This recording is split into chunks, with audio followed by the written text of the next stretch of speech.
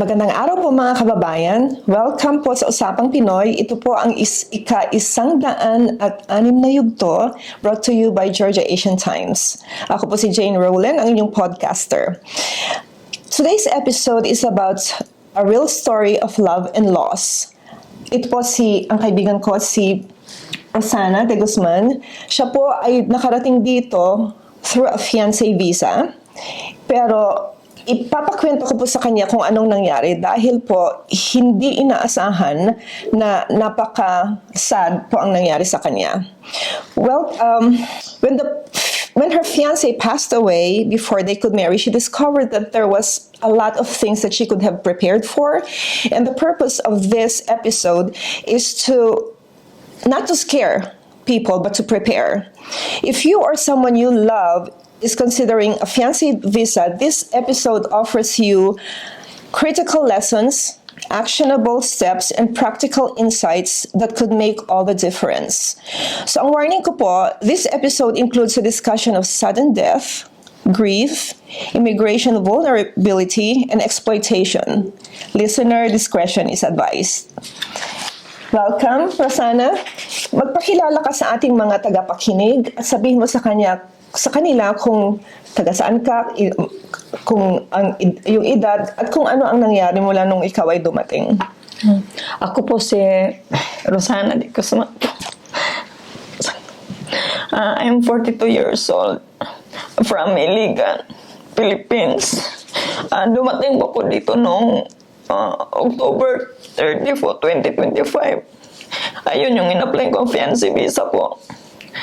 Tapos, pangarap talaga namin to na darating ako dito kasi yun yung pangarap na magpakasal ng fiancé ko. Yun yung pinag-usapan talaga namin na pagdating ko dito, magpakasal po kami agad, ma'am. Tapos po, yung pagdating ko po dito, yung may anak po kasi siya po, ma'am, na nasa California. Tumawag yung, subalit tumawag kasi yung anak niya, gusto po yung uuwi. Kaya nakasit na lang kami ng December 10 yung kasal namin. Ang pinakamasakit po, nagkasakit po siya ng November 4. Na-hospital po siya ng November 4. November 20 po, namatay po siya. We are sorry. To summarize what she just told you, for those who are non-Filipinos, she came here via the fiancé visa on she arrived October 30th, and they were planning to get married as soon as possible. However, the fiancé's daughter requested that they wait for her to come back from California, so they set the wedding on December 10th. On November 4th, he got sick and had to go through surgery. Then on November 20th, he passed away. Yun po. So, ang una kong tanong, bago ka dumating dito sa Amerika, gamit ang fiancé visa, ano ang inaasahan mo na magiging buhay mo at ano yung katotohanang dinatnan mo? Ang totoo po yun mabigyan ako ng magandang buhay po kasi yun yung pangarap talaga namin na magkakasama kami habang buhay. Yun ang pinakamasakit na hindi ko in-expect na nangyari po sa kanya. Na iwanan ka? Naiwanan ako. What she said is she expected a good life for them to be together forever because they really did love each other. However, she did not expect the reality that when she came, he passed away.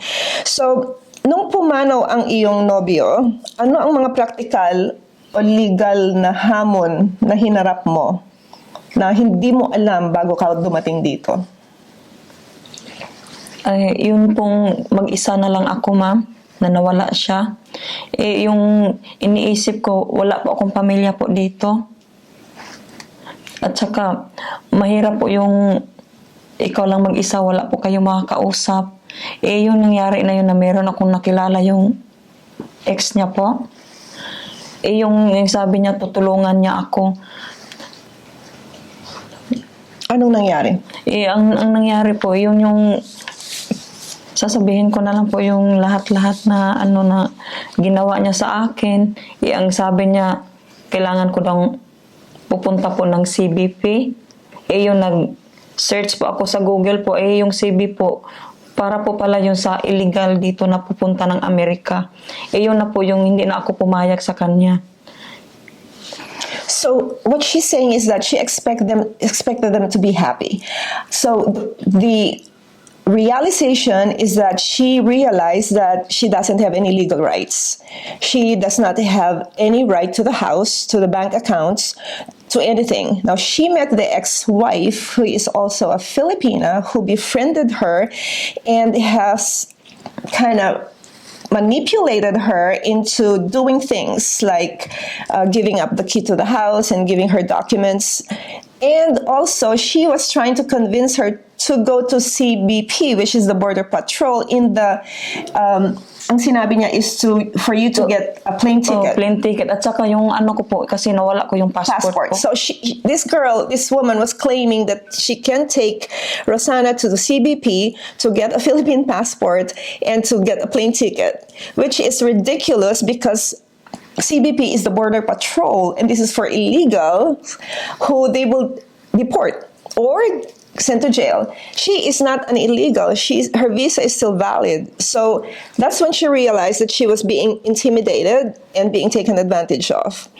Ngayon, dahil hindi pa kayo legal na kasal, ano ang mga karapatan at protection na hindi mo na nalaman mong wala sa'yo?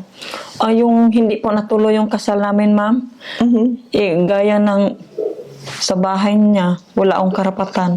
Lahat ng pag-aari niya, wala. Kaya ang nangyari sa akin, zero po talaga. So what she's saying is that she realized that she doesn't have any rights at all. No legal rights to anything that belonged to the fiancé. Then, of course, again, this intimidation also kind of made it worse. Nung nakaramdam ka ng takot, na hindi ka sigurado kung paano ipagtatanggol ang sarili mo, ano ang naisip mo? Yun po yung naisip ko na kung sino yung taong gusto kong tatawagan. Yun yung naisip ko na sa Philippine Embassy po. Ayun talaga ang pinaka-importante po talaga pag dito po kayo sa US, wala talagang ibang tatawagan yung Philippine Embassy kasi mahirap dito magtitiwala. Gaya sa nangyari po sa akin yung kahit kapwa Pilipino mo na nagtitiwala ka ng buong buo. At saka ngayon, malaking pasalamat ko po sa Panginoon na nakunta ko po yung sa Philippine Embassy, lalo na po kayo, ma'am. Lalo na po si Consul Red Donato po, ang malaki po nakakatulong sa akin. Thank you. Kung may nagbabalak pumasok sa Amerika gamit ang fiancé visa, ano ang 3 bagay na gusto mong ipayo sa kanila? Yun talaga ang pinaka-importante talaga bago kayo umalis, gaya sa akin fiancé visa, gaya sa akin na excited po talagang pupunta ng US. Pag nasa Pinas pa po kayo, dapat mag-ano po kayo na may pera po kayong pupunta ng US o may Philippine money kayo kahit i-ano nyo ng US dollar. Kasi para in case na emergency po, meron po kayong pera. At saka yung pangalawa po, pakasal po kayo gaya sa mga iba dyan na mga Pilipina dyan na lalo na pag matanda na po yung ano niyo po o may health condition po. Kailangan pagdating po dito sa Amerika, pakasal po agad.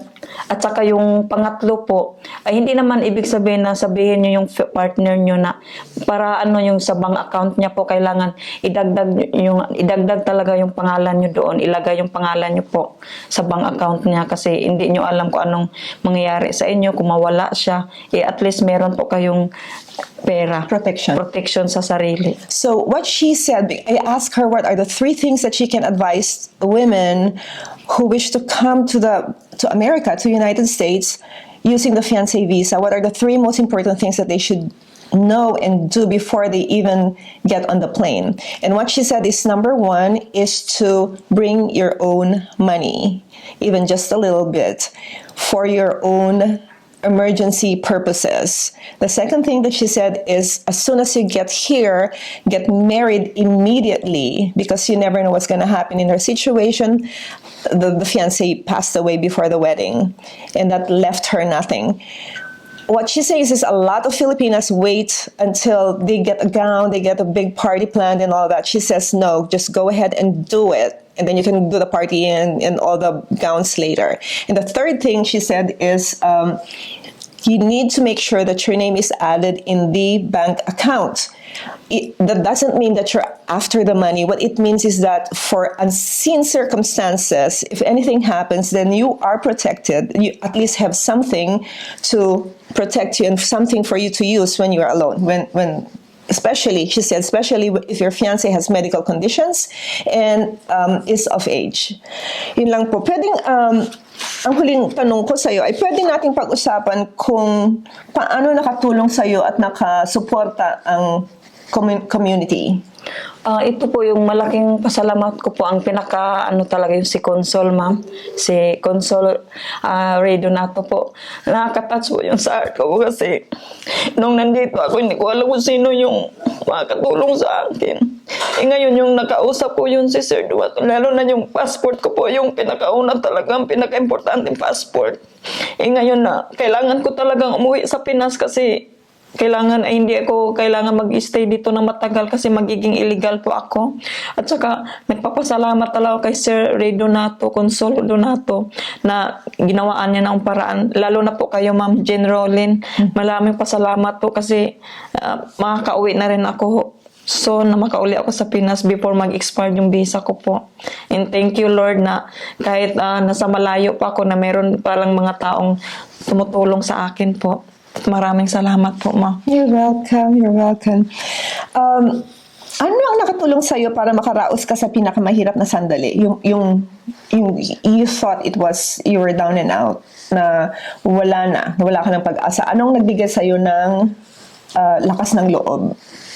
Yung Panginoon na lang po. At saka so yung mga taong tumutulong sa akin, lalo na po kayo ni Sir Consol Ray Donato at kayo po, Ma'am. Yung pinaka-blessing talaga na dumating po sa buhay ko, na hindi ko po kayo makalimutan kahit nasa Pinas po ako. Thank you. Mga kababayan, ako po ay nagpapasalamat kay Rosana for sharing her painful journey with us in order to help educate those who are in similar situations because of the visa.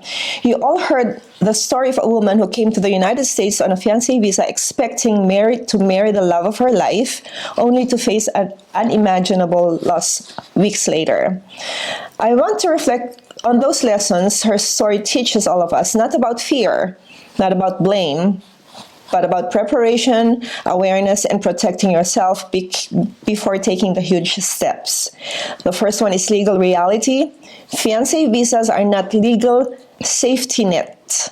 Copies of all documents and an independent immigration attorney are essential. Number 2, financial and asset protection. Maintain your own bank account and emergency funds. Know whose name is on the house, utilities, and insurance. Number 3, personal safety and power awareness. Intimidation or fear is a warning sign. Cultural politeness should never compromise safety. No emergency contacts and advocacy organizations. Number 4, checklist and call to action.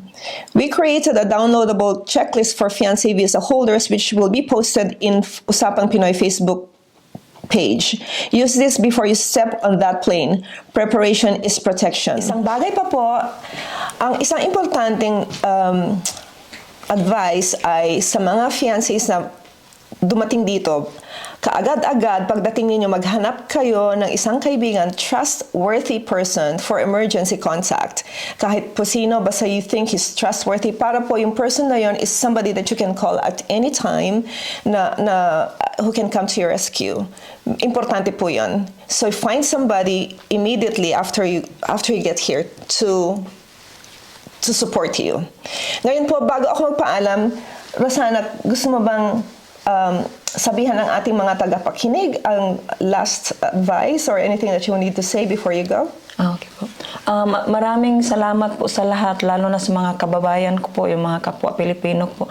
Sana meron po kayong matutunan na gaya sa nangyari po sa akin dito. At saka po, lalo na yung mga iba na gustong-gusto na talagang pupunta ng Amerika, kailangan ready po kayo sa sarili niyo na pagdating dito, lalo na wala tayong pamilya. Or kung meron po kayong mga kaibigan dito, yung kailangan yung trust talaga kayo sa inyo, na mabait talaga sa inyo yun, kasi gaya sa nangyari sa akin po. At saka huwag kalimutan na magdasal talaga kay God na yung pagdating sa US na okay yung kalagayan niyo po. Yun lang po, at saka may natutunan po kayo sa pangyayari sa akin, at saka lesson learned na po ito para sa akin din po at sa lahat, na para matututo sila na pagdating dito sa Amerika na magiging independent po. Yun lang po, ma'am. Maraming salamat po. And we just set up a GoFundMe page for Rosanna, and you can go to GoFundMe/1AEBD279B as in boy. It's already posted on Usapang Pinoy Facebook page. Ngayon po, bago ako magpaalam, narito ang aking hiling. If this story or checklist resonates with you, share it with anyone considering a fiancé visa. Awareness can be life-changing, and for those already in the U.S., on this visa, it's never too late to protect yourself and get support. Sana po ay nagustuhan ninyo ang ating kabanata ngayon. Let me leave you with this thought. Love may leave us with heartbreak, but hope and resilience give us the strength to rise again. Even in loss, we can choose to carry forward what truly matters: courage, dignity, and the promise of a new beginning. Yun lang po. Maraming salamat sa inyong pakikinig. Hanggang sa muli, paalam muna sa ngayon.